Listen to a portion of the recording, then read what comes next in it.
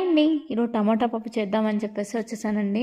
కోసమని కందిపప్పు వాష్ చేసి పెట్టేసుకున్నాను, అడిగి పెట్టేసుకున్నాను. తర్వాత దాంట్లో కొంచెం చింతపండు, టమోటాలు, ఉల్లిపాయలు, పచ్చిమిరపకాయలు అన్నీ వేసేస్తున్నానండి. మధ్యకాలంలో చాలా రోజులు అయిపోయిందండి టమాటా పప్పు చేయక. ఏదో ఒక ఆకుకూర పప్పు అలాగా చేసేస్తున్నాను.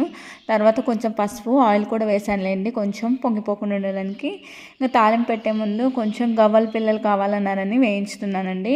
వాళ్ళకి గవ్వలంటే చాలా ఇష్టం అండి. ఇంకా అవి చేశానంటే ఇంకా అవి తినుకుంటూ కూర్చుంటారు. తర్వాత ఇంకా పప్పు తాలింపు పెట్టేశాను. పప్పు అనేది చాలా బాగా వచ్చేసిందండి. తర్వాత పిల్లలకు తినిపించేశాక నేను మా వారు కలిసేసి వచ్చాక తింటున్నామండి.